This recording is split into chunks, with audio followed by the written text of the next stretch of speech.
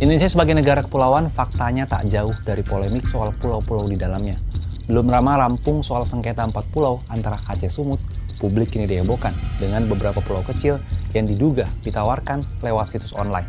Pulau apa saja dan bagaimana respon penyelenggara negara terkait hal ini?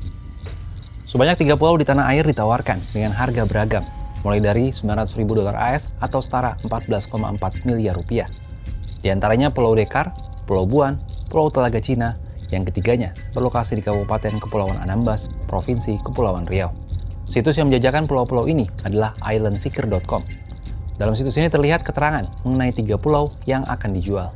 Pulau Dekar yang disebut seluas 66 akre atau sekitar 26,7 hektar, terletak di Mengkait, Kecamatan Siantan Selatan, Kepulauan Anambas.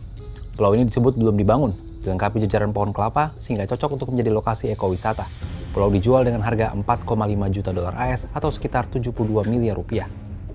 Pulau Buan seluas 210 akre atau 84,9 hektar berlokasi di Tiangau, Kecamatan Siantan Selatan, Kepulauan Anambas. Pulau Buan dideskripsikan sebagai situs yang bisa dibangun sebagai multi resort kelas 1. Pemandangan matahari terbit dan terbenam pun jadi andalan.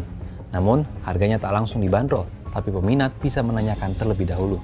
Adapun Pulau Telaga Cina yang juga berada di Kepulauan Anambas hanya seluas 12 akre atau 4,8 hektar. Pulau ini ditawarkan dengan harga $900.000 AS atau setara 14,4 miliar rupiah. Selain itu, Pulau Panjang di Kecamatan Alas, Kabupaten Sumbawa, NTB juga ditawarkan di situs privateisland.com dengan luas 33 akre atau 13,3 hektar. Pulau Panjang dipromosikan sangat alami, dekat dengan bandara internasional, dan dekat resort Amanwana.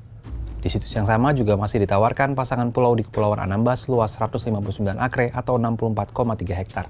Ini bukan pertama kalinya pulau-pulau di tanah air diduga dijual. Pada 2022 lalu misalnya, Kepulauan Widi di Kabupaten Halmahera Selatan, Provinsi Maluku Utara akan dijual di situs lelang terkenal Sotheby's Concierge Auction yang kantornya berbasis di New York, AS. Situs privateisland.com juga pernah menawarkan pulau gambar di Laut Jawa dengan harga $725.000 AS. Pulau Gili Nanggu di Lombok dengan harga 9,9 miliar rupiah dan Pulau Ajab di Bintan seharga $3,3 juta AS.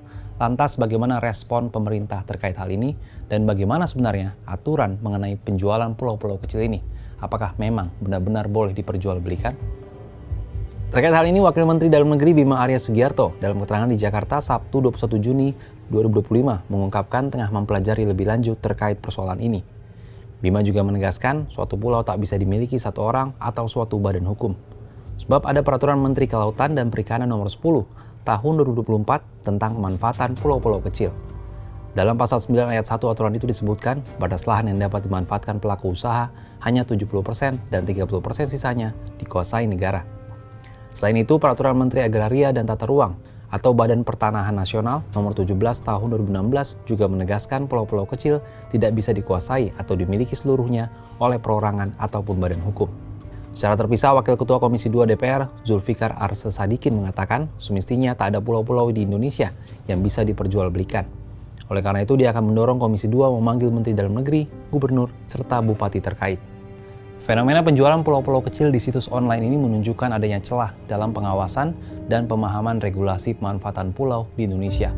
Lalu bagaimana pemerintah akan memastikan kedaulatan atas pulau-pulau ini tetap terjaga dan langkah konkret apa yang akan diambil untuk mencegah terulangnya kasus serupa di kemudian hari? Kalau menurut sahabat Kompas, apa tanggapannya?